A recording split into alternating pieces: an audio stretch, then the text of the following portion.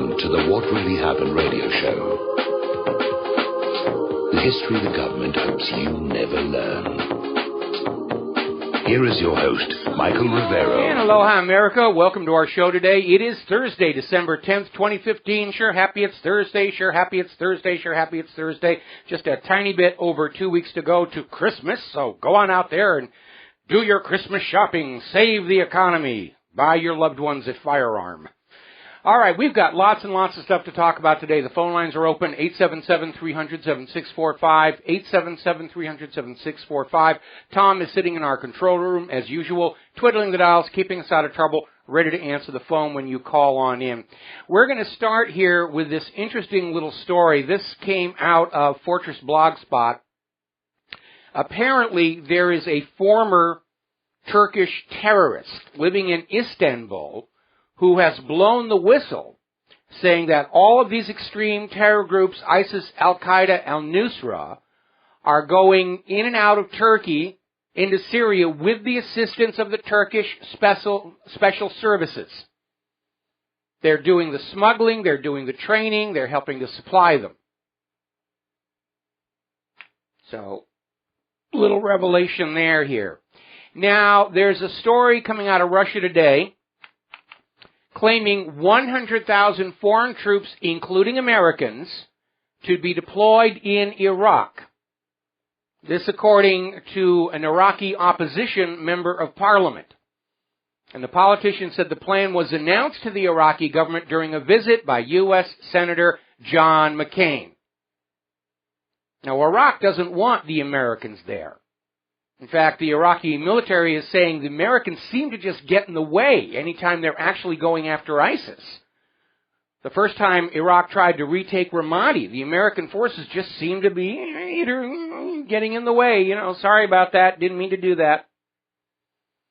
So John McCain is basically telling Iraq, you are going to accept all of these foreign troops in here. Now, Iraq, of course, is wanting to cancel the security agreement that was imposed on them as a condition of the U.S. officially pulling out of Iraq. So they could look like the U.S. was leaving Iraq but still be in there. And this is John McCain in there reminding him that any illusions the government of Iraq has over military control of their own territory are just that, illusions. Now, Turkey has issued a warning to all of their citizens in Iraq to leave immediately, which tells us Turkey is getting ready to escalate the situation up on the border with Iraq in the immediate future. Of course, Turkey's official announcement, it's security risks, it's terror, but they're warning their citizens, get out of Iraq. Because if Turkey does provoke conflict with Iraq, obviously those people are going to be in serious jeopardy. Now, Iraq's press agency has quoted politician Hanan al-Faltawi as saying that she received information from reliable sources following talks between John McCain and the Iraq Prime Minister Haider al-Abadi that Saudi Arabia, UAE, Qatar, and Jordan may send 90,000 military to fight ISIS in Iraq.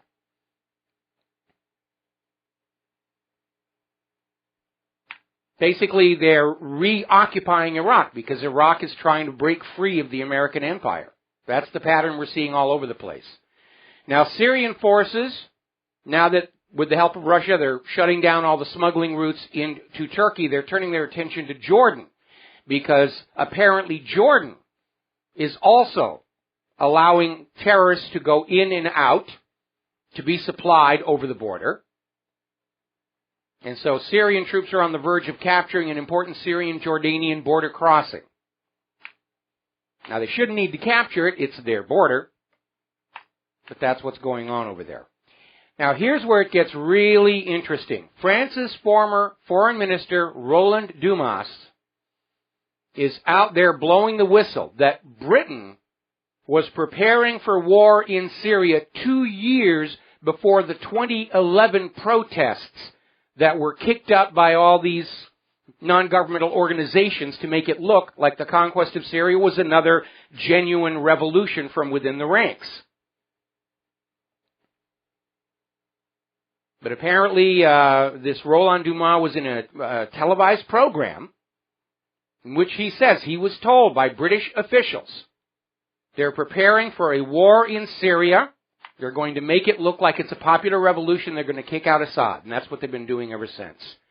Now, George Osborne has now admitted Britain has not done any more airstrikes into Syria since they bombed that already bombed out oil well last week, because everybody called them on it. And Britain and the U.S. are facing a serious problem. Their entire justification for being in Syria and Iraq is they're supposed to be fighting ISIS and Al-Qaeda. Well, Russia's left them precious few ISIS and Al-Qaeda targets left to hit. And if they go in and go back to their old practice of bombing Syrian economic infrastructure, everybody's going to say that's the real agenda. This is not war on ISIS and Al-Qaeda. It's war on Syria to remove Assad. So Britain has already pulled back despite the parliamentary approval of airstrikes. Now Turkey, and you got to wonder about Erdogan, he is clearly losing it. He's hurling accusations all over the place. His latest is that Russia is engaged in ethnic cleansing in Syria.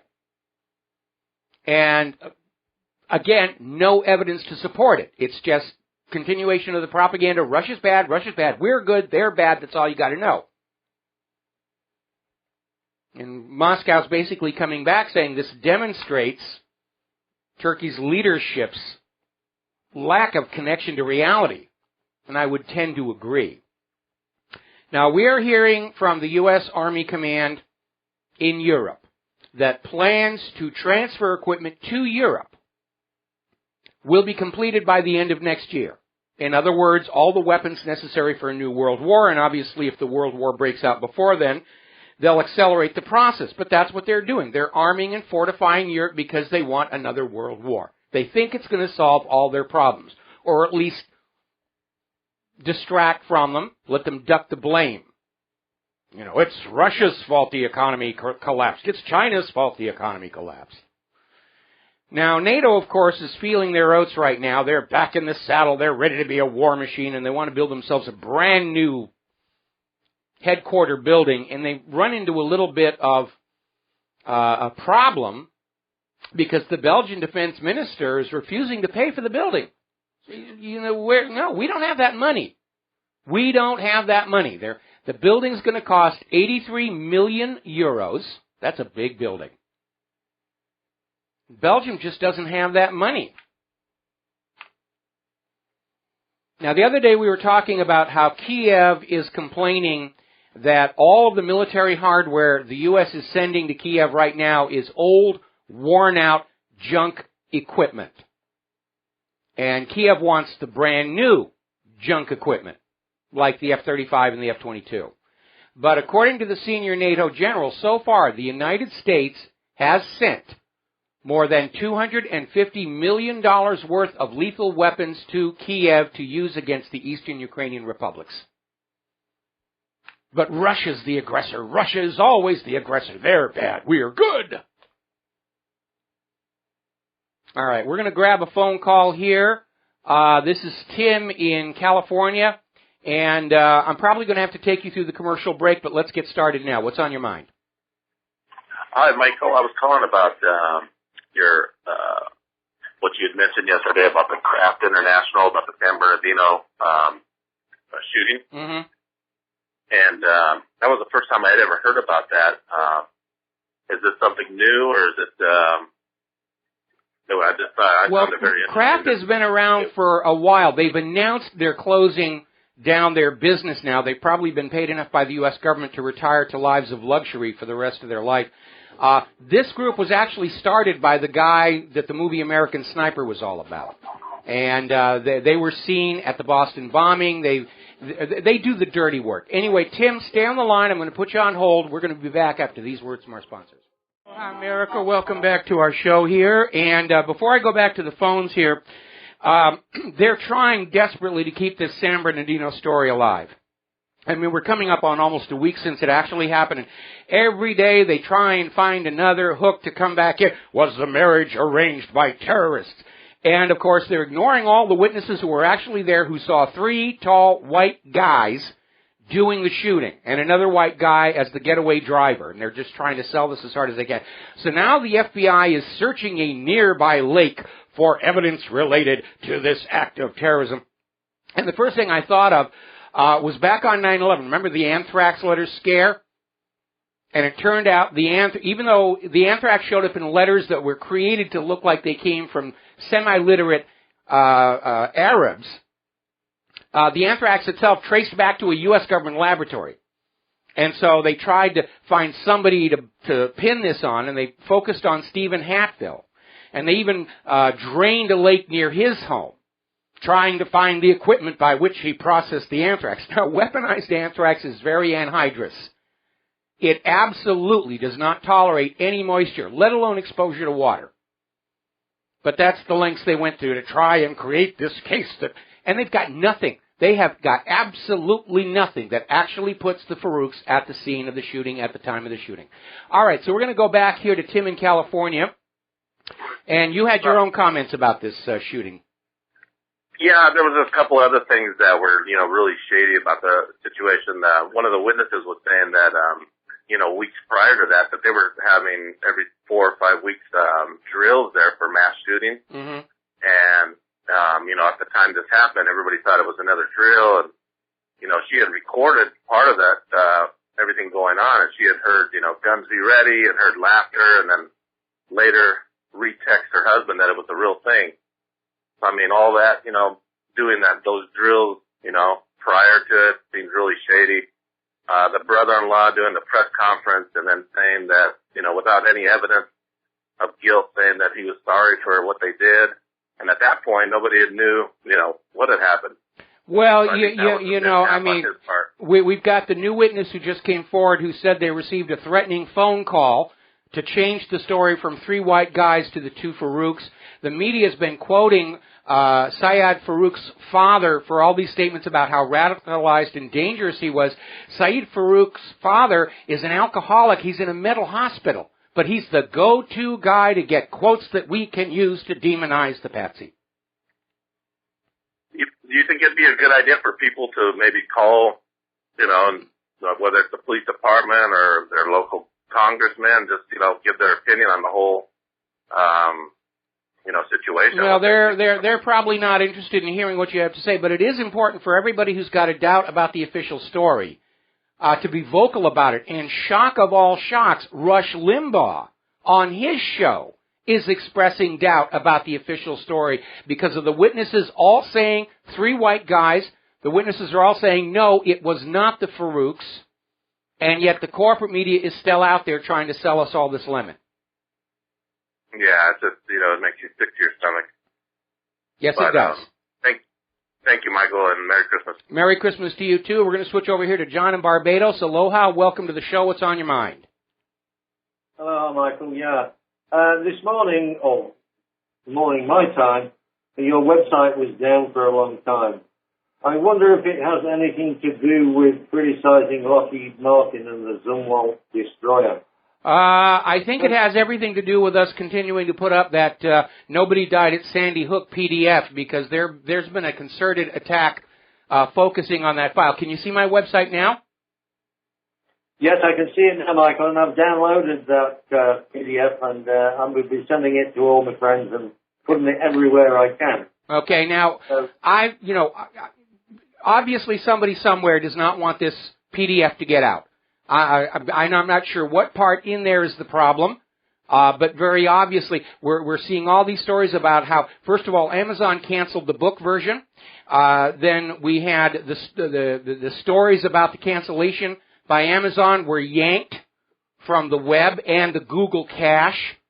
I mean, it doesn't get more Orwell than that. It really doesn't. So everybody needs to have their own copy of this file.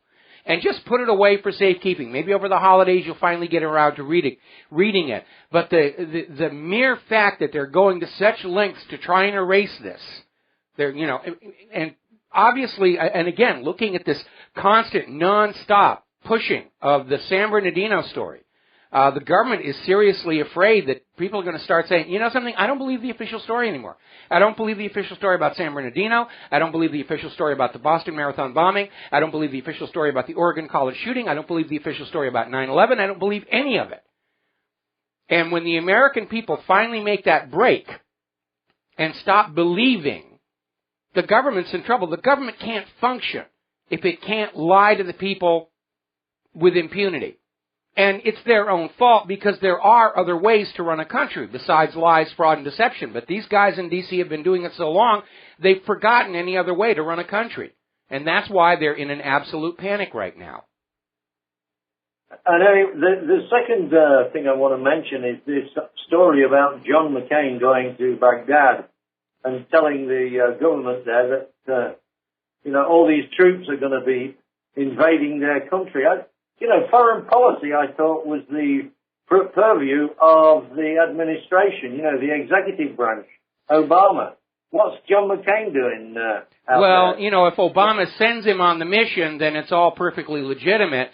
If McCain is doing this on his own, then it's a violation of the Boland Act. Exactly what I was alluding to.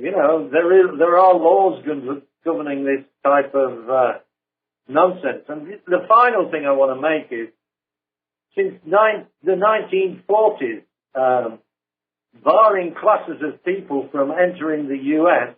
has been on the law books. So Donald Trump, if he becomes president...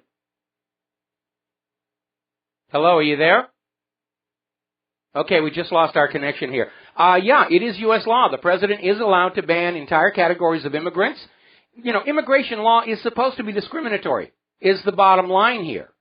And the fact of the matter is, as much as they're bashing on Trump for being politically incorrect, John is actually still there. Oh, John, are you there? I cannot hear him.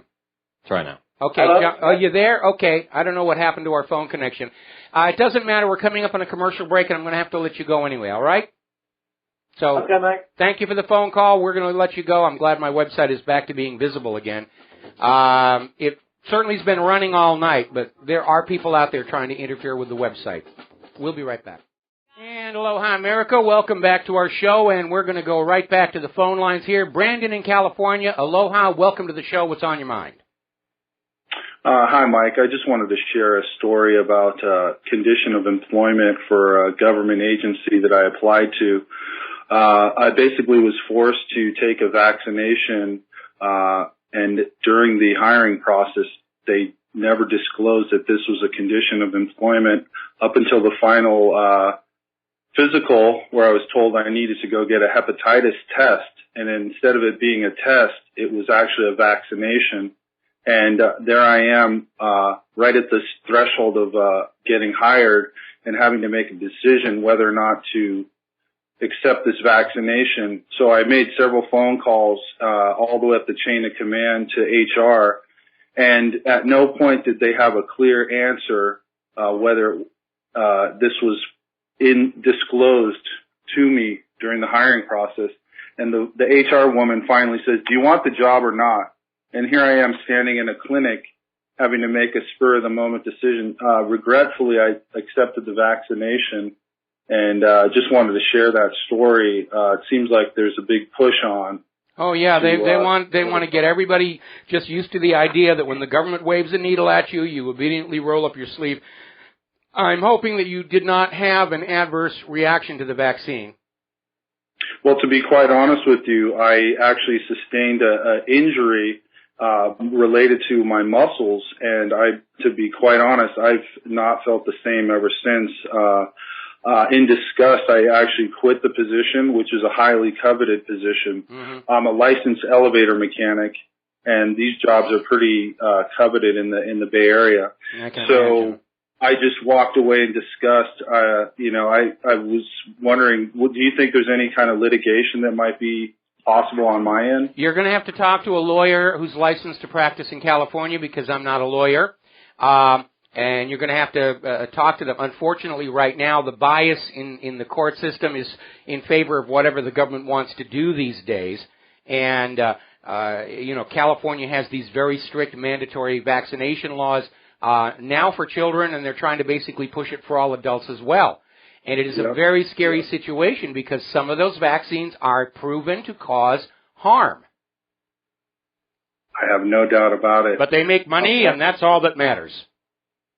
Yeah, I just thought it was interesting that at no point during the hiring, even the application process, did they mention this was a condition of employment. And I think that's the crux of the matter. I would have never gone down that rabbit hole if knowing in advance. Me neither. I wouldn't go to work for anybody who demanded I take any kind of forced medication. I'm okay on taking tests. You know, I had to have a TB test when I was teaching over at UH Manoa, and I understand that. First of all, I need to know if I've got TB, and if I've got it, I certainly don't want to give it to the students. So, I'm okay with that. But yeah, when they're out there with the needle saying, we're going to shove this in you, what's in there? I don't know. They just told me to stick it in your arm. Right. Hey, last point, RT did a nice story on the Big Island with the infectious mosquito there and the dengue fever. Ironically, Mexico has just approved a vaccination. What is it? Nod, nod, wink, wink. The timing is suspect. And supposedly they spent $130 billion developing this vaccine. The timing is quite suspect. Well, Mexico's had a problem with dengue, but what's really interesting in terms of the timing of suspect is apparently the Department of Defense has given a contract to a company that's on the Big Island to develop a vaccine against weaponized dengue fever. And we know the U.S. government was trying to weaponize dengue and those mosquitoes all the way back in the 1950s. And all of a sudden, we have this dengue fever outbreak on the Big Island. I'm starting to wonder if somebody dropped a test tube or something. The new big scary one, of course, is this chikungunya. Because they're not even telling us which island it's on or not. Just that we all have the mosquitoes that carry it. So I'm out here with my little zapper killing mosquitoes as they whiz on by. What's it called again? Chikungunya. That sounds pretty good. Is there a recipe for that? Yeah, get bit by a mosquito and stay in bed for 4 weeks afterwards. Thank you, sir. Have a good holiday. All right, Merry Christmas to you, too. We're going to switch over to Andrea in Oklahoma. Aloha, Andrea. Welcome to the show. What's on your mind? Yes, aloha. What was on my mind is about, yesterday you were talking about the possibility of us going to war with Russia and China and how our stockpiles of weapons have been, they're dwindling and going down. We don't have manufacturers to make more weapons. If we were to call our representatives in Congress and try and reason with them or bring light to the subject, maybe the light bulb might go on and they might think about this and back off that idea. The second one you were talking about, Microsoft 10, how it's just downloading. If we were to, because they already have available Microsoft 11, if you jumped to Microsoft 11, would that possibly stop the onslaught of them trying to download the Microsoft 10? And so, well, it probably would, but the problem is you're still dealing with the problem of your legacy software. You're still dealing with the problem of increased government spying and surveillance and forcing you to use the cloud. And, at bottom line, I grew up in an age where businesses followed the rule, the customer is always right. You make money by selling the customer what the customer wants to buy. Under fascism, the rules change. You will buy what we decide we want to sell you. That's fascism. Okay, now the second thing was, now that he talked about mosquitoes and stuff, I had looked at citronella and possibly, planting it around my house since I planted catnip and it went crazy and I've got it everywhere now. I was thinking citronella would keep mosquitoes away, but in looking on the internet, it said if you were to use, if you put on cinnamon, I guess that they're talking about the oil. If you put it on yourself it kills mosquitoes. At least that's what the internet said. Yeah, I've heard that one as well. Another way to protect yourself is to take a lot of vitamin B. Now, vitamin B is water soluble, so you're not going to have any adverse effects from having too much. What happens is the vitamin B that your body does not use, you sweat it out, and that makes you taste terrible. And that's how you defeat predators, by tasting terrible. Excellent. Maybe we solved one of those problems. Maybe we solved one of those problems. All right, Andrea, thank you very much for the phone call. We're going to let you go and grab Rick in California. Aloha, welcome to the show. What's on your mind? Yeah, just let your last caller that had the problem with getting the vaccine, not to scare him, but he needs to look at the possibility that he may have the early signs of Guillain-Barré. It's a demyelination disease, and it causes muscle loss and sensory loss. So that's a very good recommendation, and we know that Guillain-Barré has been one of the more common side effects of all these vaccines that our bodies are being assaulted with. So thank you very much for reminding us about that. Okay. Yep. Thanks. Bye. All right. Thanks. We're going to let you go. We're coming up on a commercial break. When we come on back, we're going to be talking about doings down in Israel and a bunch of other stuff as well. So we'll be back in a few minutes. Aloha, America. Welcome back to our show. Now, we are seeing this report coming out of Electronic Intifada. Christian groups are now starting to lobby the U.S. government to bar U.S. financial aid to any groups in Israel that are caught to be abusing human rights, in particular those of the Palestinians. And we are seeing an escalation of that right now. And these Christian groups are demanding the Obama administration apply existing U.S. laws that would halt military assistance to the Israeli units responsible.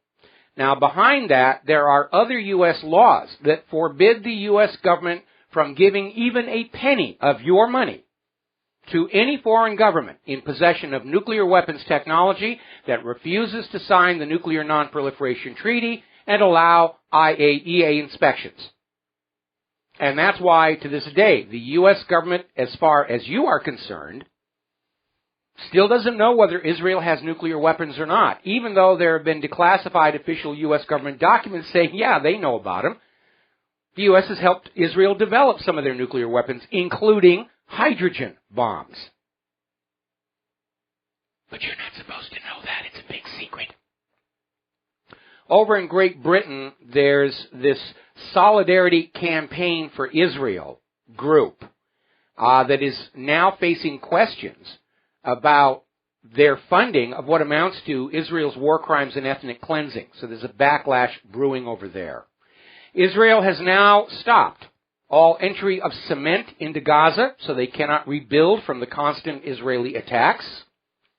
Israel's attitude is, you can live in mud huts. The number of Palestinian children in Israeli prisons has doubled. They're being arrested for throwing a rock, just shouting, and they're being subjected, unfortunately, to torture, sleep deprivation, beatings, sexual assault.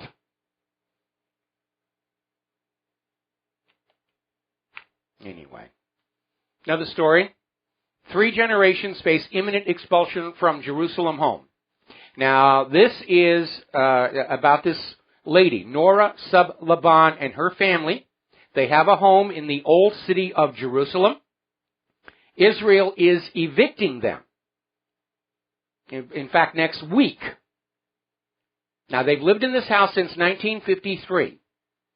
Israel's reason for evicting them is they want to move Jewish settlers into that home to create a Jewish majority in occupied East Jerusalem. All of this, a violation of United Nations resolutions regarding the partitioning of Jerusalem. And Israel covets this home because it is mere steps from Jerusalem's Al-Aqsa Mosque. Now, Israel is not supposed to have any authority in East Jerusalem. They're trying to buy it all up or evict people from it in order to make it a Jewish part of town so they can say, well, look, it's already Jewish. It might as well be Israel.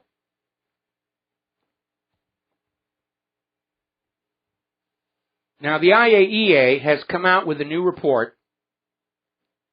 Actually, it's a report on the IAEA by Robert Kelly. And basically what it says is, during the recent P5+1 negotiations, Israel and the United States kept coming out with all kinds of charges, that Iran was doing this and Iran was doing that.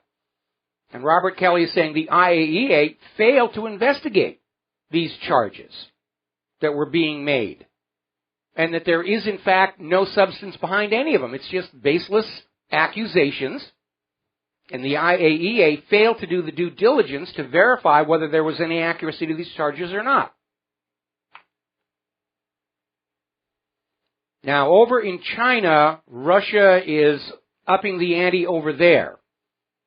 China is going to be allowed to buy Sukhoi 35 warplanes to fly over the South China Sea. These are very capable warplanes. Nobody wants to mess with those. And Russia will be supplying China with 24 of these Sukhoi 35s. All right, so let's get back to San Bernardino here. We reprised the video by the Farouk family lawyer saying a lot of things don't add up. This was the day after it all happened. And I reprised it because we've had more witnesses coming forward who were there at the shooting incident and who continue to say the shooters were these three tall, athletic, white men, and absolutely the Farouks were not the shooters. One of the witnesses has reported receiving a threatening phone call at night telling him to change his story and say, yes, it was the Farouks. So the lawyer is right. This story isn't making any sense at all. Just like Sandy Hook, just like the Boston bombing, just like Columbine, just like 9/11. Because the motto of the U.S. government is, if at first you don't succeed, lie, lie again. Now, over at the Free Thought Project, they're wagging their finger at the corporate media. Because the corporate media, it's saturation, propaganda all week long. Pushing Farouk, Farouk, Farouk, Muslim terror, Muslim terror, Muslim terror, Muslim terror. They're really hitting it very, very hard. And the corporate media is refusing to cover these eyewitnesses who were actually there, who actually saw what happened, saying there were three white male shooters. The only one that got the word out was that woman who was interviewed on the CBS Evening News. And they called her on the phone, and she put out the description, and that was the last anybody has heard of her as far as the corporate media is concerned. Because they're here to sell you the hoax, the myth, the legend. But as I mentioned to that caller, surprise, surprise, I'm going to have to take back some of the bad things I've been saying about Rush Limbaugh. On his show, he's expressed doubt based on the fact that all over the internet, all over the independent media, are the reports of the eyewitnesses who were actually there who keep saying, three athletic, tall, white guys. No, it was not the Farouks. Mrs. Farouk was little 90-pound nothing. And these were all big, tall, strong guys. And when Rush Limbaugh starts to question the official story, you know that official story is in serious, serious trouble. I'm sure somebody will yank on his leash, and he'll be back obediently tomorrow saying, oh, yeah, Farouk, Farouk, Farouk, Farouk, Farouk. But he actually voiced a doubt on his show, and that is significant. Now, the Washington Post has put out a map of all the mass shootings so far this year, 2015, up until the 2nd of this month. And the Muslim incidents were indicated in red. And you need to take a look at that map, because mass shootings involving Muslims are a tiny, tiny, tiny fraction of the total. But they get all the corporate media focus. Ooh, the bad Muslims, they came and did bad things. And a lot of the other mass shootings don't even get coverage. There was one that happened a couple of weeks ago, was completely ignored by the corporate media because the perpetrator was black. And we can't say bad things about the black people. It's politically incorrect. We'll hurt their feelings. Now, there's an article over in the Washington Times, Talking Freedom but Practicing Fear, and they're picking out one line from Obama's Oval Office. Actually, he wasn't in the Oval Office. He was in another part of the White House on Sunday, where he said, freedom is more powerful than fear. And for any other president, that would have been a great line. But it is ludicrous to hear it coming from Obama, who spent 7 years of fear-mongering to the American people to promote one federal power grab after another, one botched war after the other. So it's time to call him on his hypocrisy. Getting into the economic news, the initial jobless claims rise more than expected, 282,000 last week. Economists had predicted it was only going to be 270,000 last week.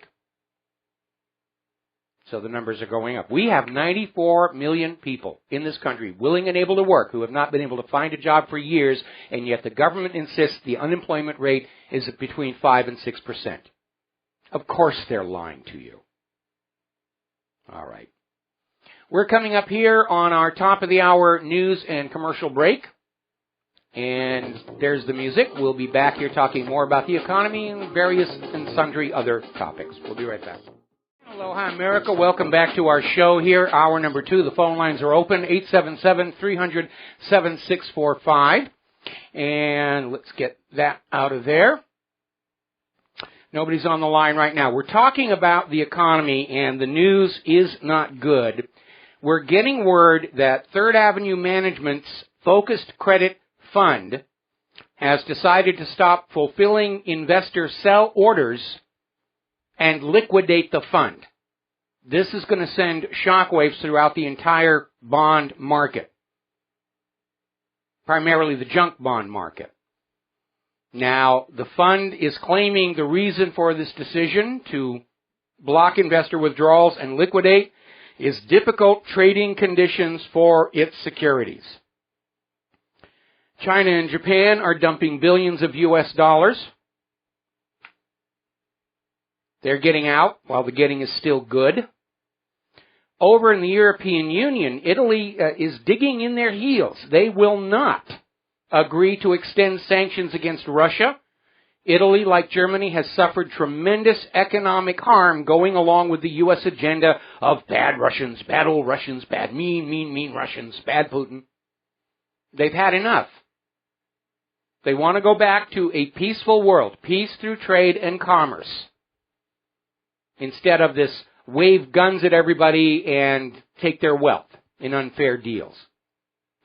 Gerald Celente is out there, along with a lot of other people, let's be honest, saying there is a complete lockup of the current system and a global reset.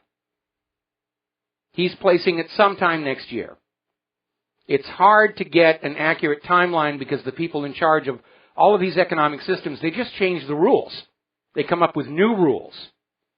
And we have seen historical examples where as governments get deeper into debt and trapped by the bankers, they'll start raising taxes, direct asset confiscation from the people.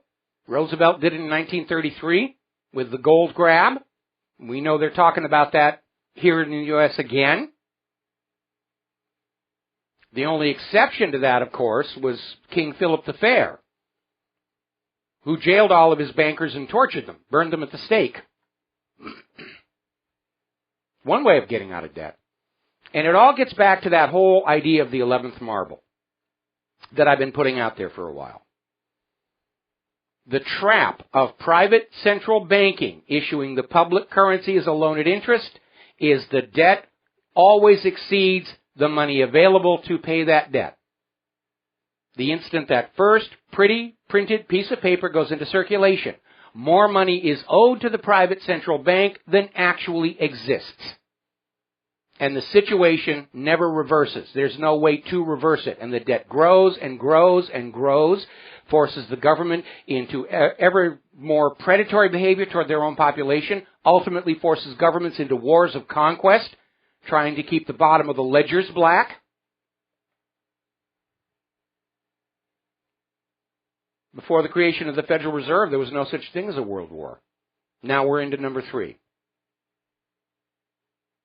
Anyway, very weird story over at the Daily Mail. Apparently, according to the Financial Conduct Authority, investment companies over there have been caught taking advantage of the elderly people who don't really have all of their smarts anymore. And they have been selling these 90-year-old people 20-year investment plans. And the Financial Conduct Authority is saying these investment firms are exploiting these elderly customers who can't think clearly. They're not verifying whether these people have risk income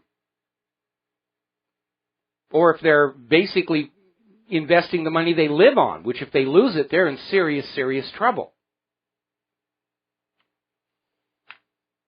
Now, there's another story over here in oilprice.com, time running out for struggling oil and gas drillers. As the price of oil and gas drops, companies involved in that industry are going bankrupt. They're shutting down. And what's really ironic about this, the drop in oil prices was started as an attempt at economic war against Russia, but it is being exacerbated by this flood of oil pouring out of Syria through Turkey and being put on the world market at well below market prices. That's what's driving the price further down. And it is causing harm in other countries, including the United States, Canada, South America. Other oil-producing countries are feeling the pinch by this clandestine oil trade to finance the U.S.-backed terrorists. Over in the city of Kingman, Arizona, you probably remember it from after the Oklahoma City bombing. Kingman, Arizona, that's where the plotters were. And I actually drove through Kingman shortly thereafter, and the police department, as a fundraiser, charity fundraiser, was actually selling these T-shirts saying, "I survived the FBI invasion of Kingman, Arizona," because the FBI did not leave a good impression there. But apparently, one of their trusted government workers has absconded with $1.1 million. And if you ever saw the size of the city of Kingman, that's a lot of money. Now, Donald Trump has announced that he is going to postpone his trip to Israel until after he becomes the president. So we're not going to get the traditional wall of a candidate, the traditional picture, rather, of a candidate leaning against the Wailing Wall and wearing the yarmulke and looking somber. Trump has decided he doesn't actually need that anymore. He's definitely an outsider there. Now, everybody is on Donald Trump's case about the Muslim ban. And I personally do not agree with it because we all know the Muslims are being scapegoated for government-backed false flags. However, the American people en masse have been propagandized by the corporate media for decades about how all Muslims are evil and Islam is not a religion of peace and all this other stuff to support the push for war in the Middle East. And then all of a sudden the corporate media is saying, "Oh no, you should love the Muslims and welcome into the country," and then they're scratching their head why people don't flip around and believe that. Now, in the book and the movie, 1984, halfway through, the government changes which side of the war it's on. And they just tell everybody, yeah, East Asia's always been our friend. We've always been at war with Oceania. And the public just nods and goes on believing that. Well, that is a work of fiction, and real people don't work that way. And the fact is, after decades of corporate media propagandizing about the bad, evil Muslims, it's no surprise that the American people actually agree with what Trump wants to do, or says he wants to do. And the reality is, he has the authority, if he becomes president, under U.S. law, and he would not be the first president to ban entire classes of immigrants. Roosevelt did it, Eisenhower did it, Carter did it. And immigration laws are supposed to discriminate. They're supposed to allow in people who will be a benefit to our country and our society and our economy. The way they're running the illegal immigration program and the refugee program, we're getting the worst of those nations. The filter has been reversed. We're getting people with criminal records and contagious diseases. It just defies common sense. And adding fuel to the fire, over at freebeacon.com, they're reporting Congress is getting ready to pass a new law making it even easier for illegal immigrants and refugees to come into this country and stay here. It's just absolutely amazing. All righty, we're coming up here on a commercial break. I see we've got a caller waiting on the line. I'm going to get to you as soon as we come back from these words from our sponsors. And aloha, America. Welcome back to the show here. We're talking about Donald Trump, and despite the media's bashing of him for the Muslim comment, his poll numbers have gone up because Americans are agreeing with him. And as a matter of fact, there was this interesting interview on MSNBC where they were out there trying to say, oh, you know, this is a terrible thing for Trump to say, and then the poll numbers came out showing that the majority of Americans agree with Donald Trump. Now, there's a very enlightening article over at Investment Watch blog, Why Donald Trump Can't Be Stopped. By the way, Matt Taibbi over at the Rolling Stone came out with an article, It's Too Late to Stop Trump. But Matt obviously does not like Trump. He's going after him, saying, yeah, this is a threat, this is a danger. And it is to the New World Order. Donald Trump is a threat to that portion of the country which has gotten used to the fact that they can buy the government out from under the American people whenever they want to.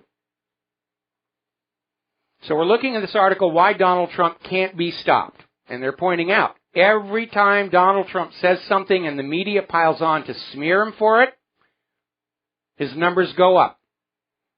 We're now starting to hear complaints coming from the other GOP candidates that the media is giving Trump way too much attention. Really, you should just pretend he doesn't exist and let him go away.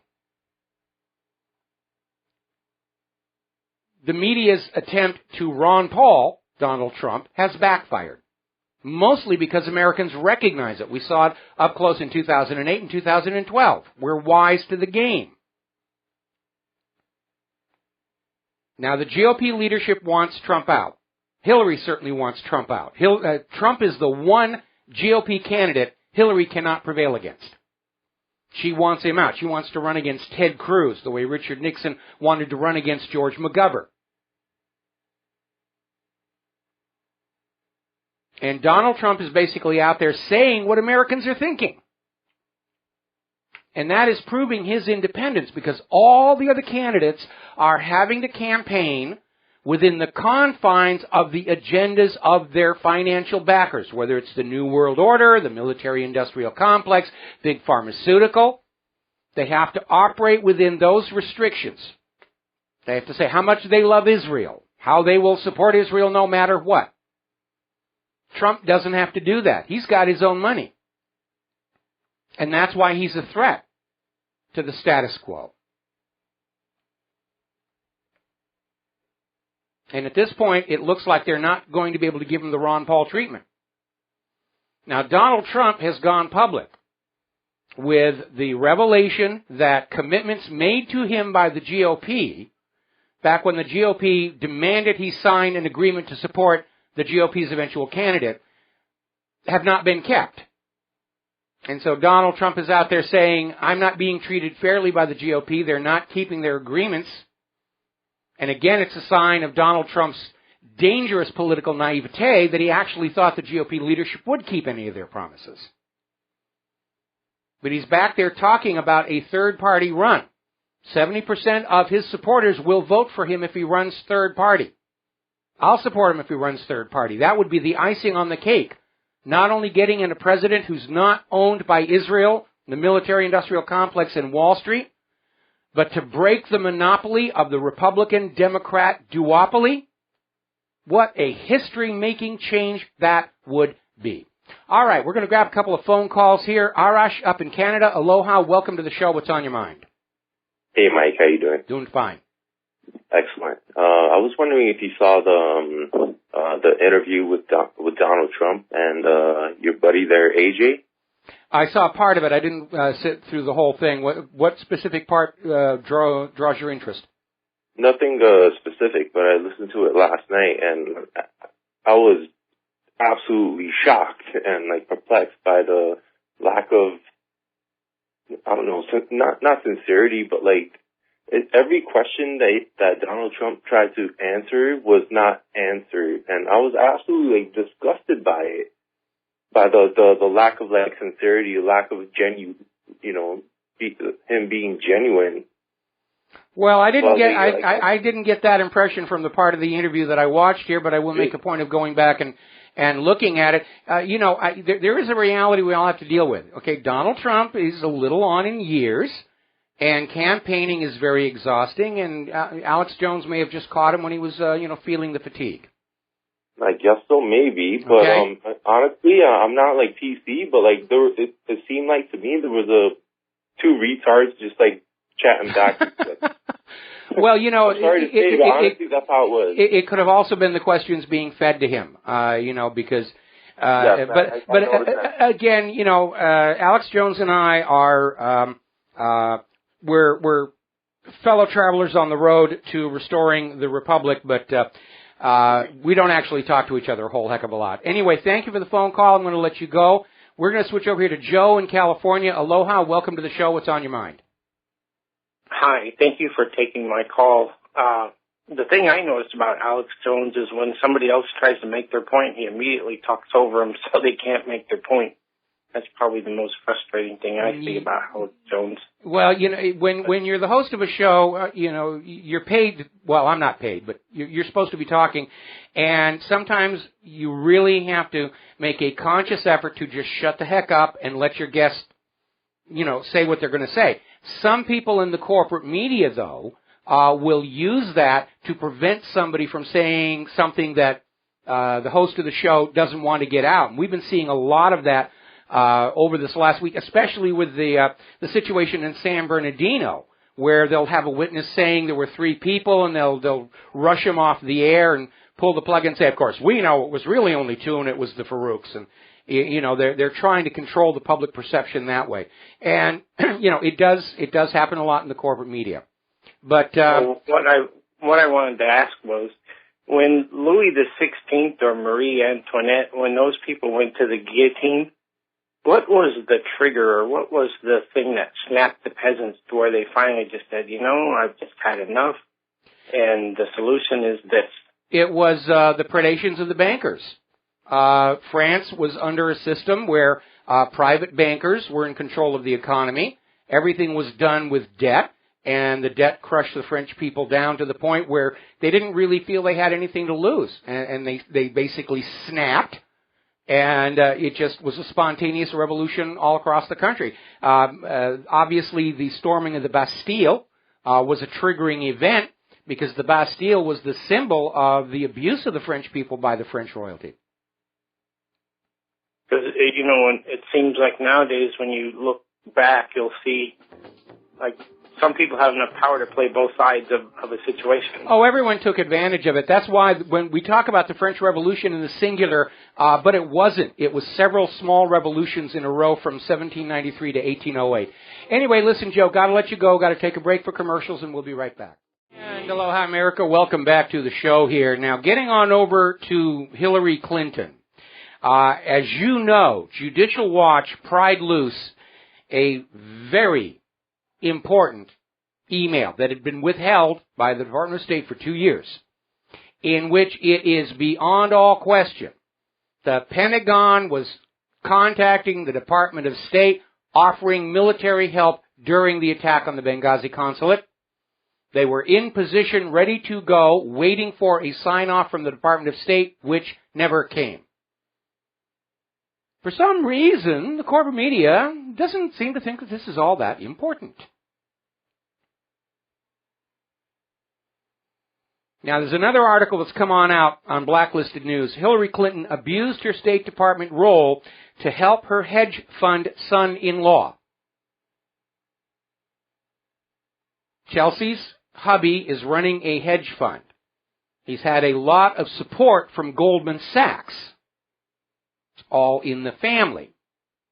But according to the latest set of emails released by the State Department, Hillary intervened in a request forwarded by her son-in-law, Mark Mezvinsky. So I apologize, Mark. on behalf of a deep-sea mining firm, Neptune Minerals. Now, that is an inappropriate use of the office of the Secretary of State. And it all ties in with Goldman Sachs' economic interests. It's just cronyism, corruption. Now, as you know, the Nobel Foundation that gives out the various Nobel Prizes has weathered quite a bit of abuse and ridicule over handing President Obama the Nobel Peace Prize, along with other embarrassments like handing Al Gore the Nobel Peace Prize for his global warming stuff. Well, apparently there's a breaking point because Mary McGuire, Jan Oberg, David Swanson, and Lay Down Your Arms have filed a lawsuit against the Nobel Foundation because in Alfred Nobel's will, the purposes of the Peace Prize are very explicitly set out. And the Nobel Foundation has been handing the award to people who do not fit Alfred Nobel's original definition. And this has gone to court, the Stockholm District Court, on Friday the 4th of December. The specific case to be tested is the 2012 award to the European Union.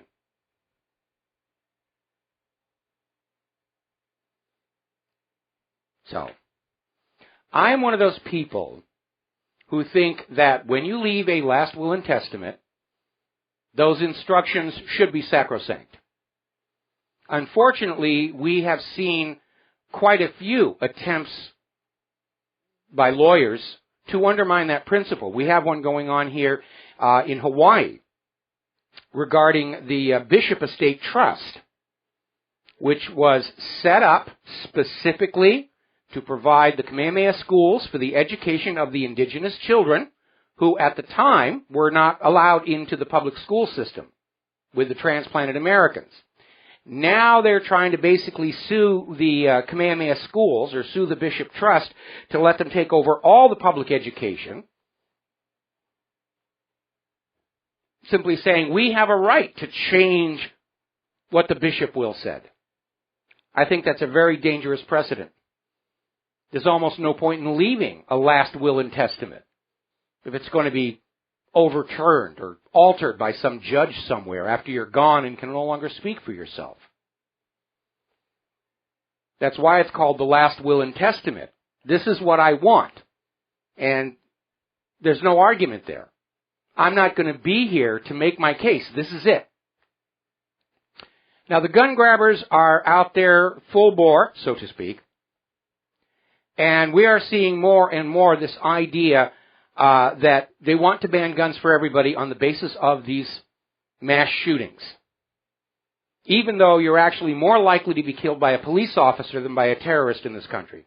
In fact, it's an 8-to-1 ratio. You're 8 times more likely to be killed by a police officer wrongfully than by a terrorist. Now, Amitai Etzioni, a professor of international relations at George Washington University, has come on out saying, forget about this little step-by-step stuff. It is time for full-scale gun confiscation from the American people. What part of shall not be infringed do you not understand? Adding fuel to the fire, the governor of Connecticut is signing an executive order banning gun sales in Connecticut to any Americans on government watch lists. Now, even the people who think those watch lists are wonderful admit most of the people there don't deserve to be there. A lot of them are there because of misspelled names, or their name sounds like somebody else. There's no real process. If somebody thinks you're suspicious, you go on the watch list. And the governor of Connecticut says you don't get a gun.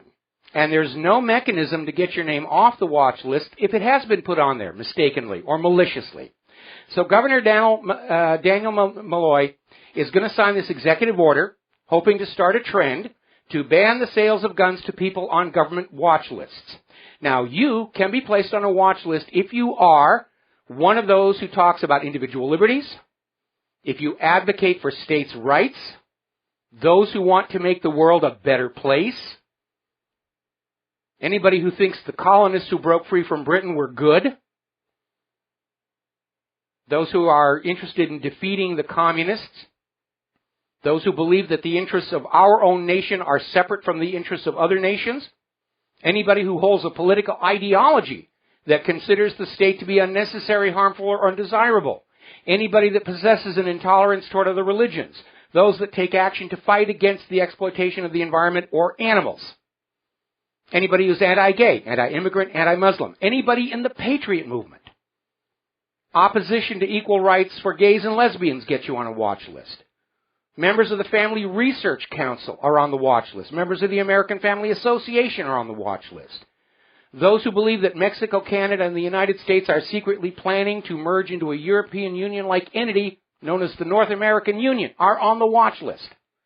Members of the American Border Patrol, the American Patrol, members of the Federation for American Immigration Reform, members of the Tennessee Freedom Coalition, members of the Christian Action Network.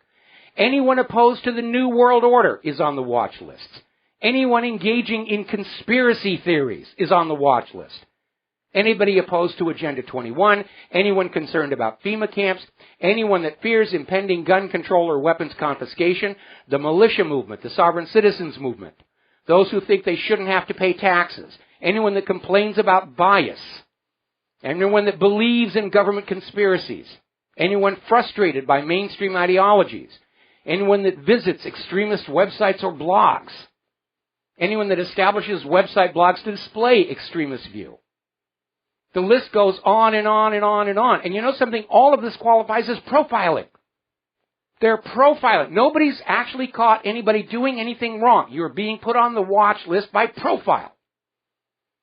And the governor of Connecticut says that is grounds enough for you to lose your Second Amendment rights. I think everybody listening to this show goes on this list someplace, probably more than one definition. Remember, the United States Supreme Court ruling, Marbury versus Madison, laws repugnant to the Constitution are automatically null and void. We'll be right back. Aloha, America. Welcome back to the show here. And before we take these phone calls, I want to slip on back to the gentleman who called in asking what was the triggering event of the French Revolution. And partly, they got a lot of encouragement from the success of the American Revolution, which put out this idea. You can have a country without a royal family. That was a very radical idea at the time. So that was another aspect that went into it. But ultimately it was the banker predations, and long before Louis XVI and Marie Antoinette got their haircuts from Madame Guillotine, the bankers were all executed. It wasn't just a coincidence. All right. We're going to go ahead and grab a phone call from Paul in Montana. Aloha. Welcome to the show. What's on your mind? Hey, hi. I'm having a little difficulty understanding why that I should ask the entities for a concealed carry permit when the reason I may have need of firearms, concealed or otherwise, is the entity that they want me to ask for permission to have a fire. I mean, it somehow it doesn't make sense to me. Well, it is a little absurd here. I mean, the Second Amendment says shall not be infringed. But, the American people are willing to put up with a little inconvenience, just like it says in the Declaration of Independence. People are disposed to suffer while evils are sufferable. But there is a breaking point. If you want to get a concealed carry permit, just tell them that you're in a business that carries a lot of cash or something like that. If you go to the government and say, I want a gun because I'm afraid of the government, they're probably not going to give you the permit. Let's just be practical. But what if you're an 11-year-old black male trying to walk to school in Camden, New Jersey. And if you don't have a gun in your pocket with your hand on it, the chances of you getting to, let alone from school, are probably slim and none. Do they, nobody's asking, they're not asking anybody for a permit to carry a gun. And if they don't carry it, they're dead. And if they get busted carrying it by the IDF trained American police forces, they go to this whole thing gets dumber and dumber. It really does, and the American people are caught between a rock and a hard place. Most of our inner cities have descended into drug-fueled crime because the U.S. government is itself steeped in drug money. We know that was one of the motives for the invasion of Afghanistan, to secure the opium for American drug lords. We know that the CIA was smuggling opium back from Vietnam. They were running cocaine up from Central America during the Iran-Contra scandal. The biggest drug smuggler, my turn. The biggest drug smuggler in the country is the country. They don't want you to know that. The war on drugs is the war on the competition's drugs, not on all drugs. The same 10 families have been doing the same shtick for hundreds and hundreds of years. Hello, is anybody listening? Well, they're starting to listen now. Anyway, listen, Paul, got to let you go. We got a bunch of callers I need to get to. Thank you for the phone call. We're going to switch over to Mark in Texas. Aloha, welcome to the show. What's on your mind? Hey, Mike. Hi. Mike, a couple of questions for you. How's it going today? One is the watch list and the no-fly list the same thing? It's not clear how many different lists there are, but the governor of Connecticut, his executive order is if you are on any government watch list at all, you will not be allowed to buy a firearm in Connecticut.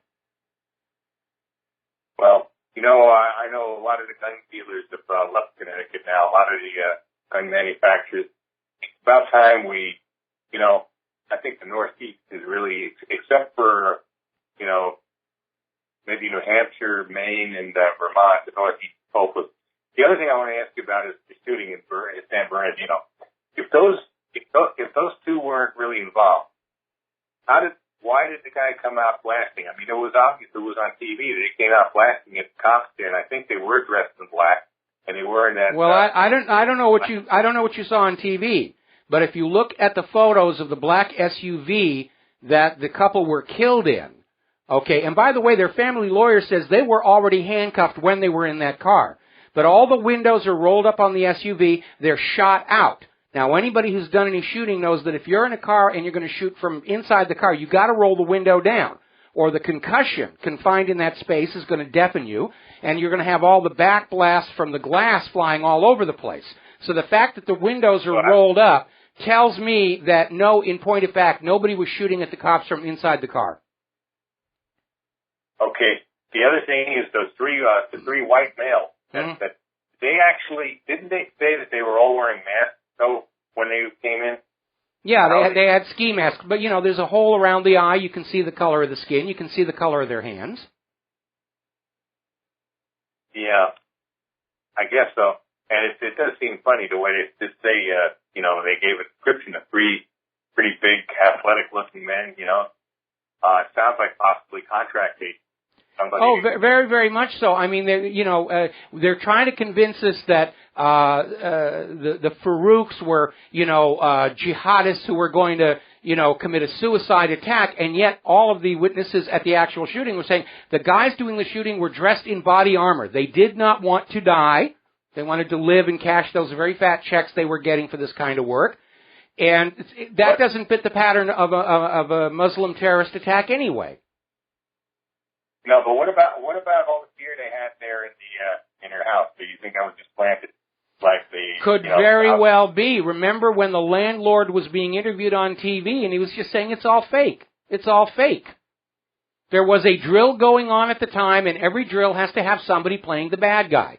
And then when the drill goes live, the person playing the bad guy becomes the patsy. Before the 772 bombing in London, there were reports from the local Muslim community. Somebody had gone into the Muslim community hiring Muslims to play terrorists for a security drill.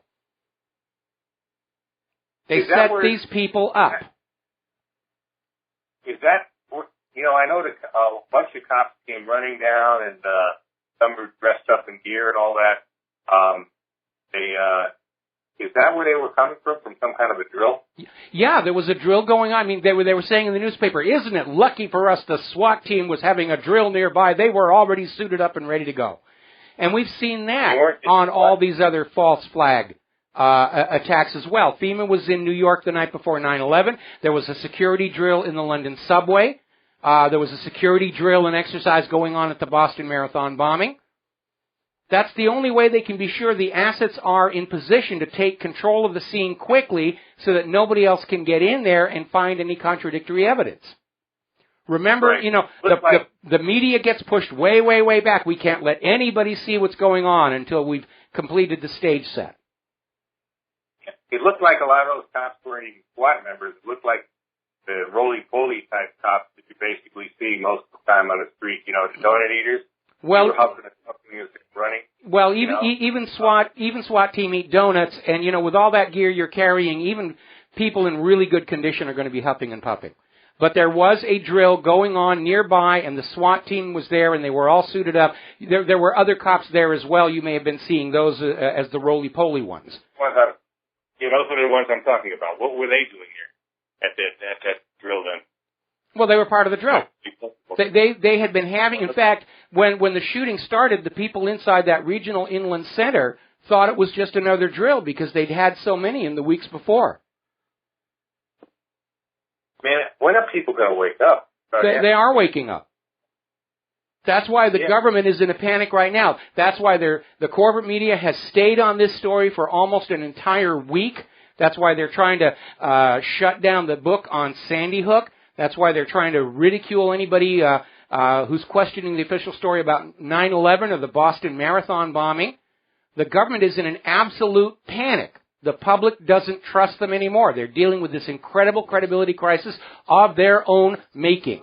And I have no sympathy for them. Mark, got to let you go. Got to take a break for our top of the hour news and commercials. We will be right back. And aloha, America. Welcome back to our show, hour number 3. The phone lines are open, 877-300-7645. We're talking about the gun grabbers out there. And according to Valerie Jarrett, Obama is finalizing more gun control executive actions. Now, remember, there is no constitutional basis for a presidential executive order to be binding on we, the American people. A presidential executive order is a directive by the president to the executive branch to fulfill the will of the Congress, which is theoretically the will of the American people. The president is not allowed to write laws from his desk, especially laws that are unconstitutional. But he's going to try it anyway.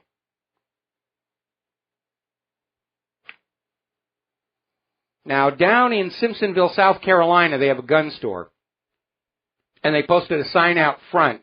And whether it's the sign or just the inevitable reaction every time the gun grabbers flap their gums, business is good. And the sign in front of this gun store is, want to piss off Obama? Buy a gun. And it seems to be working. Now, we are seeing more and more law enforcement professionals come forward to say the time has come for the American people to arm themselves. They're being very forthright in saying the police aren't there when the crime is taking place. They're not there when the terror attack happens. When these incidents happen, there are only two parties present, the perpetrator and the victim. And the only thing that's going to stop the perpetrator is if the victim is in a position to defend themselves. Wayne Ivey, who's the sheriff of Brevard County, is out there saying exactly that. The only thing that stops a bad guy with a gun is a good guy with a gun. An East Texas police chief has gone even further than that and saying any kind of draconian gun control could trigger a revolution. And he's saying, you are not our potentate, sir, which is exactly right. Read the Constitution and the Bill of Rights. The president's job is to execute the will of the Congress. That's why it's called the executive branch. Police Chief Randy Kennedy posted a video to Facebook saying, if you try to disarm us, sir, then you will cause a revolution in this country to occur. And they're absolutely right. Okay, now then, let's see where this goes. No, we're fine. All righty. We're dealing with a lot of computer problems right now, all over the independent media. We're under attack. We are seeing the core providers of social media services being hacked into. WordPress hosting has admitted to a breach affecting 30,000 of their users. And apparently the legacy WordPress blog of The Independent has been detected serving malware. They tried to do it to my server a while back. I had to give it a good cleaning out. They want to make the websites of anybody doubting the official story of anything seem to be dangerous. If you go to WhatReallyHappened.com, you will have things crawl into your computer and cause damage. Nowhere near as bad as the upgrade to Windows 10, of course, but still you should stay away from that here. Now, there's a very alarming story that was over in the IB Times in Great Britain, reporting on an unknown group of hackers who are clearly attempting to perfect a means to take down the entire Internet. And they've tried it apparently 3 times so far, with a gigantic, sustained, distributed denial of service attack, specifically targeting the 13 Internet root name servers.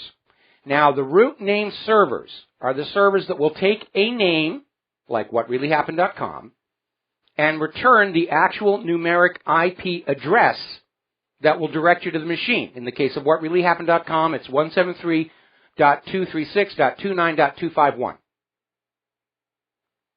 Now, if the name servers go down, people are going to really be hard-pressed to find their favorite websites, unless you get those IPs ahead of time. Now, for servers running virtual domains, that's not going to work. But we've configured the server at WhatReallyHappened.com to not be virtual, which means, and you should write this down, it's on the front page of WhatReallyHappened.com. If you type http://173.236.29.251 into your browser's URL window, it will take you to WhatReallyHappened.com. Those of you with experience editing your host's file on your computer, which allows your computer to do the named IP mapping without going to a name server, should get the IPs of all of your favorite websites right now and add them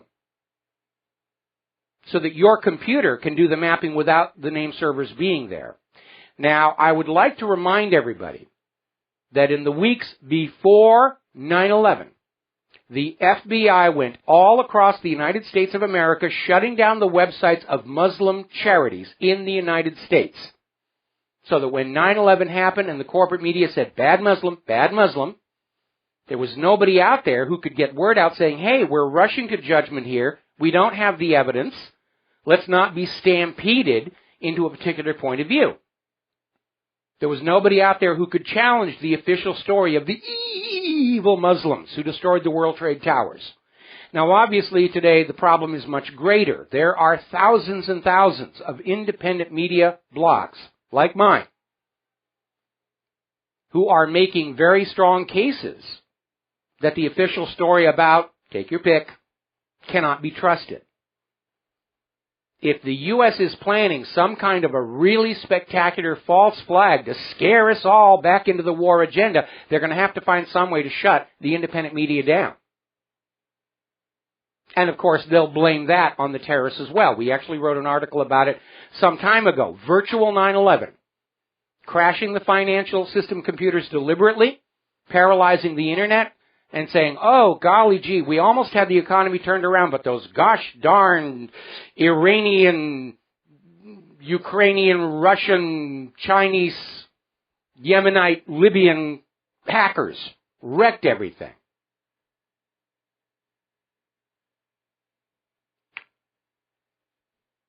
And between that behavior and also the flood of the Apollo moon landings were faked and chemtrails and captured alien technology at Area 51 and Bigfoot and the Loch Ness Monster's love child, it does feel like somebody is considering something spectacular in the very, very near future. Because every time the government's getting ready to do some kind of a false flag attack, I get flooded with all this junk.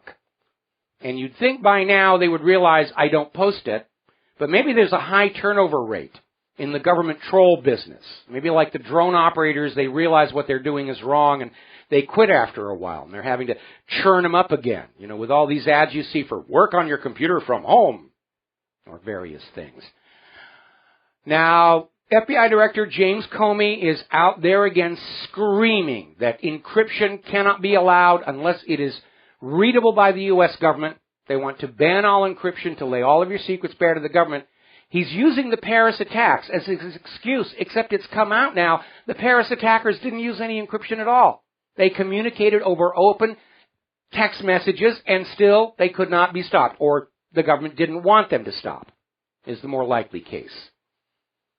But they want to destroy any privacy for you, the American people, so they can steal your business secrets, make copies of naked pictures of your girlfriend or boyfriend or son or daughter, and make sure you're not thinking those double plus ungood thoughts. We'll be right back. Hi, America. Welcome back to the show. I just got an email from a listener saying the trigger for the French Revolution was the Rothschilds bought and exported almost all of the grain from France, which left severe food shortages in France. The French people going hungry and screaming for bread. And that, according to this listener, is basically what started it all, which led to the rumor that Marie Antoinette had said, let them eat cake, which there's no historical support for, may have been propaganda by the revolutionaries. Lying to people is hardly new with the U.S. government. Now, amazingly enough, earlier in the show, I'm stepping back to San Bernardino. Earlier in the show, I was commenting on the absolutely stunning news that Rush Limbaugh is questioning the official U.S. government story of San Bernardino, based on this plethora of eyewitnesses talking about 3 athletic, tall, white men. And shock of all shocks, Pamela Geller has come out with an article saying, yeah, there is something about this that is not making sense. I'm going to have to take back some of the bad things I said about Pam Geller. My wife just said, no, you're not.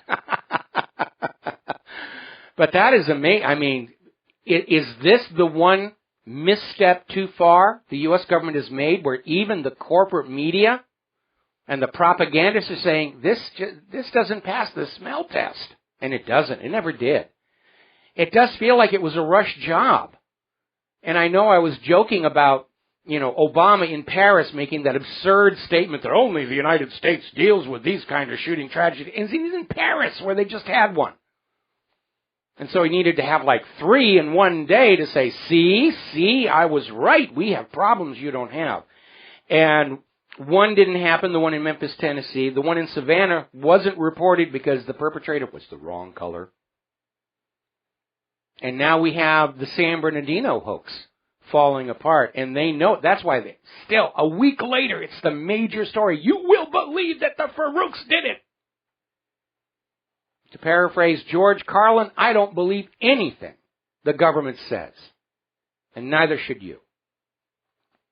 Now, over in the European Union, there's a member of the European Parliament, Spanish member, who's accused NATO of trying to find some way to shut down Russia Today, to somehow block it, ban it, shut it down, because Russia Today, of course, is putting out information that directly contradicts the official propaganda being used to incite us all to wars of conquest and aggression. Now remember, there used to be a law in the United States of America making it illegal for the U.S. government to propagandize the American people. They were doing it anyway. Let's not kid ourselves. The Warren Report was propaganda. Phrased lone nut assassin, pay no attention to the Federal Reserve and Israel and organized crime. They were doing it, but it was technically illegal. But back in 2012, the U.S. Congress rescinded that law. The U.S. Congress said it is now legal for the government to lie to you, the American people. Actually, it isn't. Nowhere in the Constitution is the government given the authority to lie to you. And the 10th Amendment prohibits them from assuming that right. So now they're on the warpath against Russia today. They're on the warpath of anybody who refuses to believe the official dogma. Now, 1 year ago today, the Senate Intelligence Committee published a highly redacted executive summary of the investigation into the CIA's torture and rendition program. The summary alone was 525 pages. And it was very shocking, revealing the torture, rape of the detainees, and that was the part they thought was okay to let you see. Now, the full, unredacted report, nobody's read it. Now we're hearing that the government may destroy it. Because you're not supposed to know what your government is really doing. And I'd like to issue a reminder here. It wasn't until the end of World War II that the people of Germany learned all that their government had been up to. But it's time to confront the reality of what the U.S. government has been up to. Starting wars with lies, fraud, and deception. Use of torture, concentration camps. It's not a very pretty picture. Now then, over at the Freddie Gray trial, Officer William Porter is on the stand, and already he's being grilled over inconsistent and contradictory statements that he's made regarding the condition of Freddie Gray and whether he was properly restrained or not, or in need of medical attention.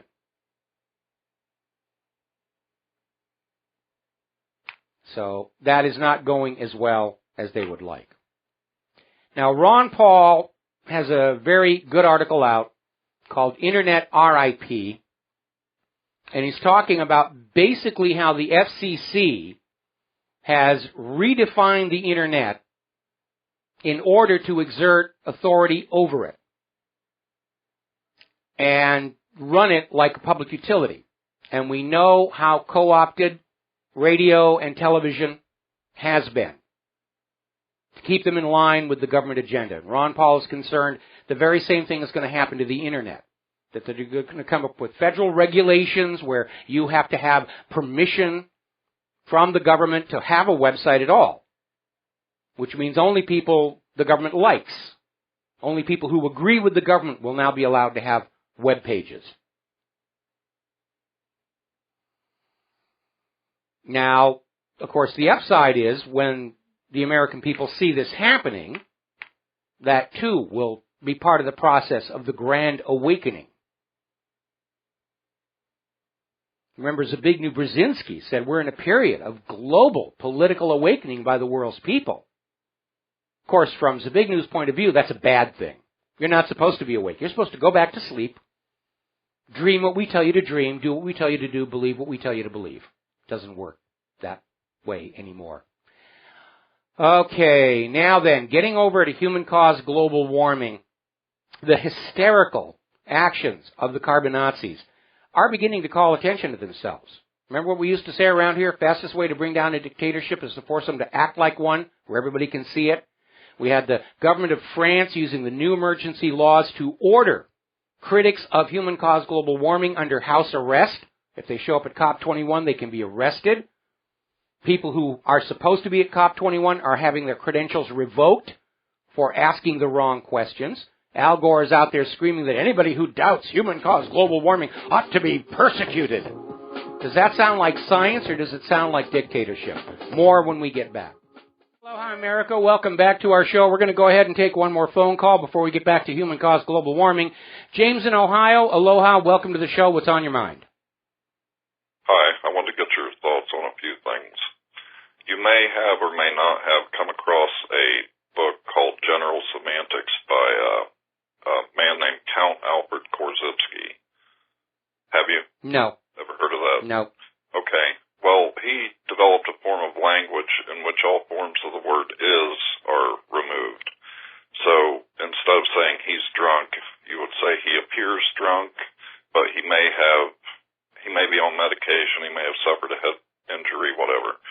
And it goes on and on and on like that. Well, actually, that's a rule that a lot of people follow in business. I learned that in Hollywood. You never say anybody is something. You always say appears to be. Otherwise, you're going to be looking at lawsuits. Well, my point is that because racism and religious intolerance are big news, and since I never hear it discussed in depth, this kind of relates to that.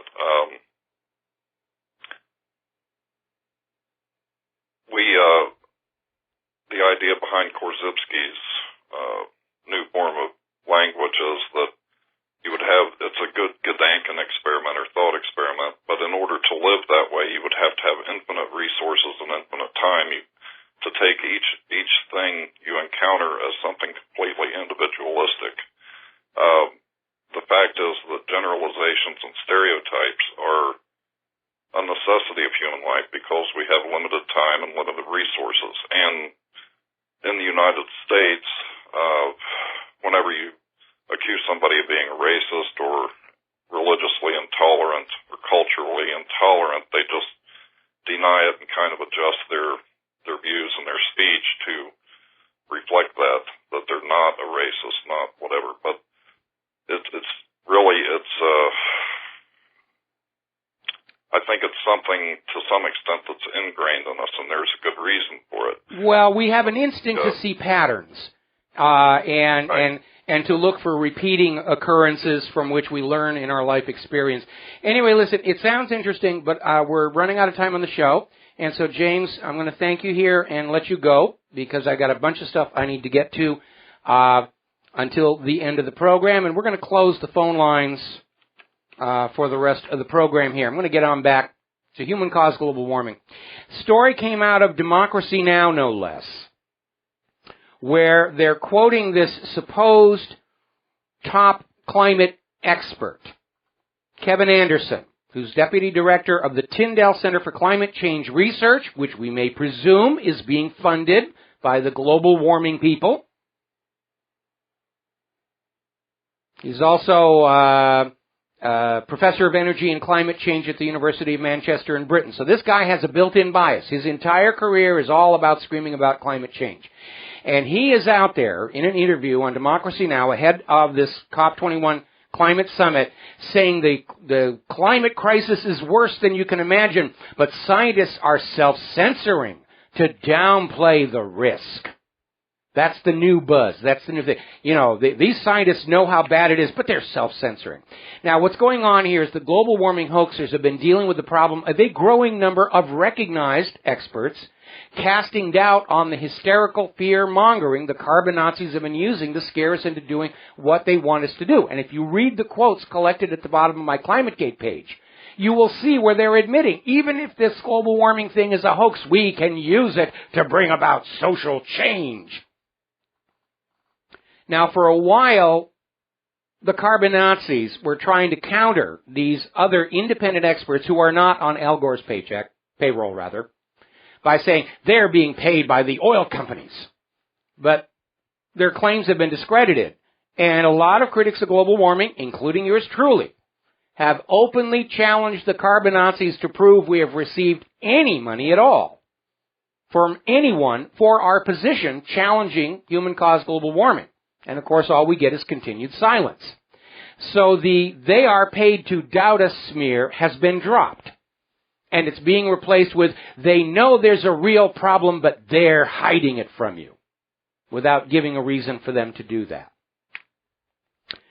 Well, now we're starting to see the financial dimension of the global warming scare coming on in. Goldman Sachs CEO Lloyd Blankfein wants to be a leader in fighting climate change.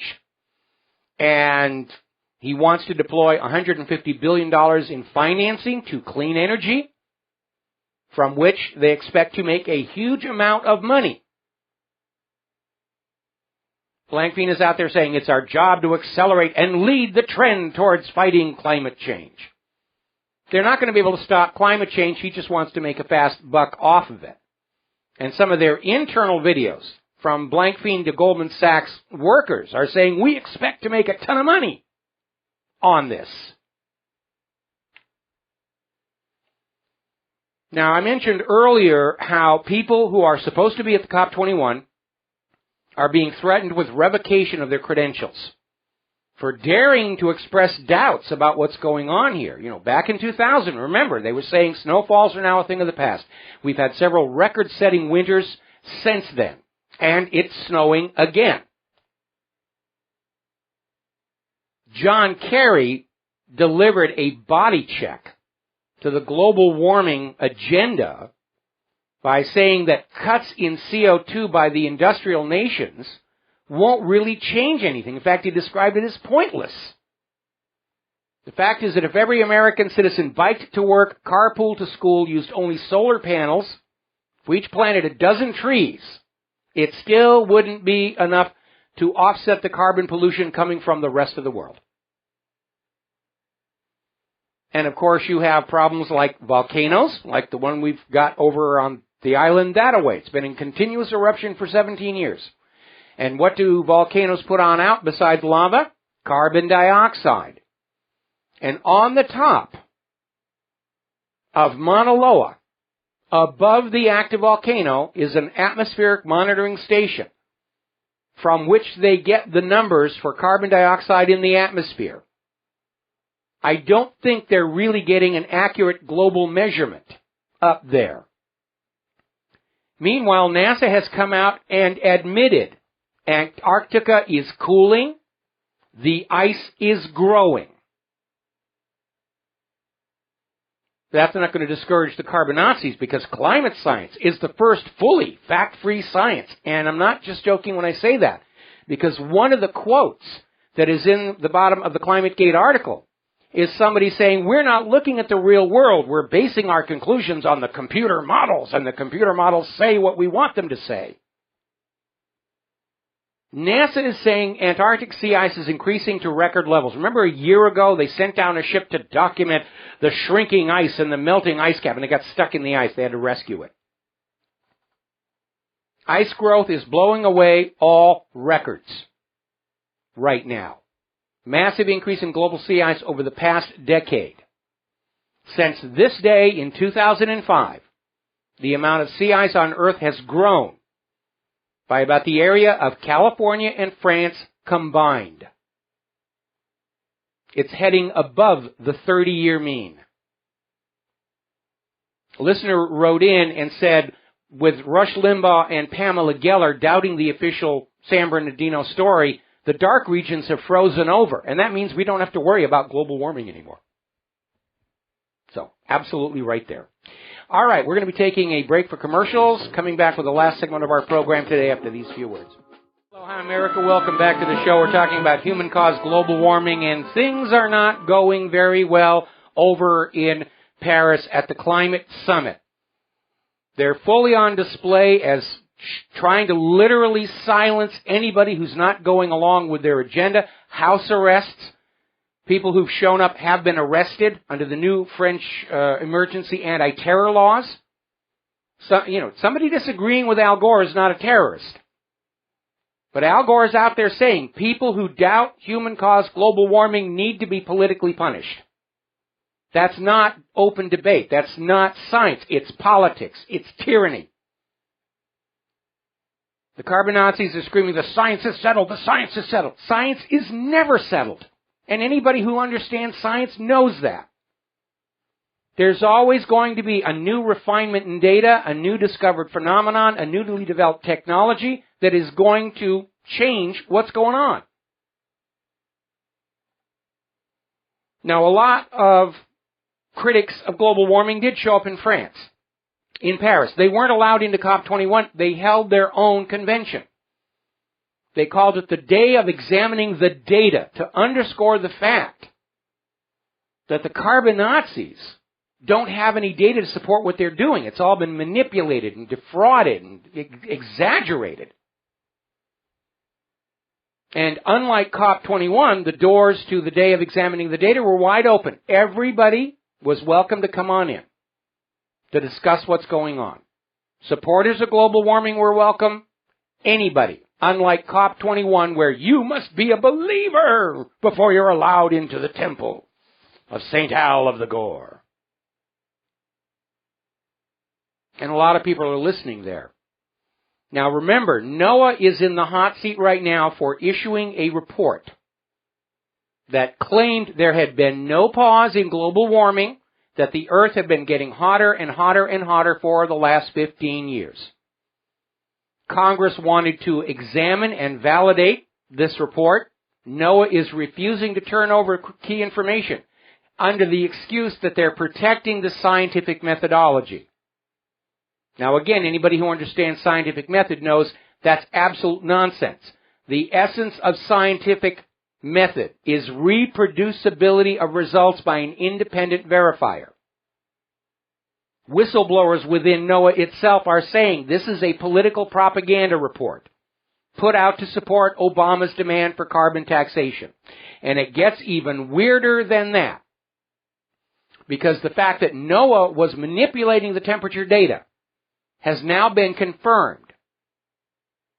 And critics have gone back and said, all right, we want to see the raw data coming from the satellite. We want to see the data the satellite is sending now to see if it validates what you're saying it does. Ooh, we're sorry, the satellite stopped working. Golly gee whiz. It's amazing. We would have absolutely proven our numbers were correct, but golly gee willikers, that satellite just quit. Isn't that amazing? It really is very, very, very bizarre. Now then, getting on over to Westlake Landfill, the fire that is burning subterranean, which means they can't put it out with water, is getting closer and closer to the nuclear waste. People are very, very concerned. There are basically two landfills side by side. The Westlake landfill, that's the one on fire, and it is getting close to the Bridgeton landfill. Actually, it's the Bridgeton landfill that's on fire, and it's getting close to the Westlake landfill, where radioactive waste was illegally dumped during the construction of America's nuclear weapons in World War II. And they're saying that there could be an eruption of radioactivity without any warning. Now, the EPA is still out there saying you're completely unconcerned. We've tested, we found absolutely nothing. And yet, other independent scientists have already detected radioactive contamination in the foliage around the site. Now, over in Fukushima, the people there are dealing with a sociological backlash from the meltdown of the power station. And it's not fair, but Japanese public is sort of looking at people from Fukushima as possibly contagious, which is remote. It is possible somebody who was heavily contaminated with radiation could pass that contamination along. Very, very unlikely. But it is changing Japanese society, where people from around Fukushima are being looked on as somehow socially inferior. Now, the good news in all of this is, over at the Max Planck Institute for Plasma Physics in Greifswald, Germany, they have completed construction of the Wendelstein 7X hot fusion reactor. They have switched it on. It is running. And this could be the beginning of a whole new, clean, safe nuclear power industry, because you don't get bomb stuff from fusion reactors. You don't have, tons of highly dangerous radioactive debris left over that you don't know what to do with. This is definitely the wave of the future. I don't expect it to be very popular with the U.S. government because you can't get bomb stuff out of it. But they've achieved break-even with a hot fusion reactor. The Chinese are reported to have also done the same thing. And this will be the time to start saying we need to shut down these dangerous fission reactors and go to fusion. You're not going to get China syndrome from a fusion reactor. If anything fails on a fusion reactor, it simply stops. That's it. You don't have the risk of a runaway chain reaction or a meltdown. It's just not the way the physics works. Now, Johnson & Johnson has come out admitting their baby products contain formaldehyde. They're adding quaternium-15 as a preservative.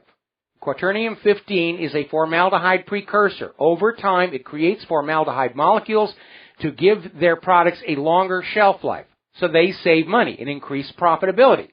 The problem is formaldehyde is a known carcinogen. It causes cancer. And they're putting it in baby products to improve their bottom line. And I'm sure from their point of view, if your baby gets cancer, that's a good thing. Because then you have to take the baby over to the cancer treatment hospital, and that makes money. And that makes it okay. Look on the bright side. Your kid will get to be the star of one of those fundraising commercials. And that makes more money. Ever think of that? You people are just so selfish talking about healthy products. I mean, really.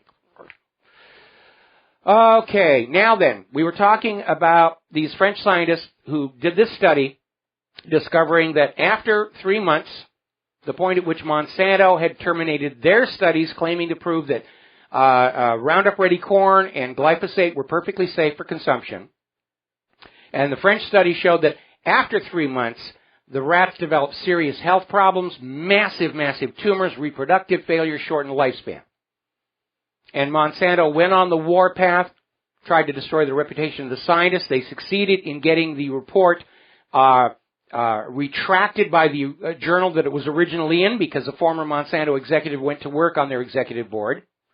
The article has been vindicated and verified by some 40 other peer-reviewed studies. It's been republished in another peer-reviewed journal.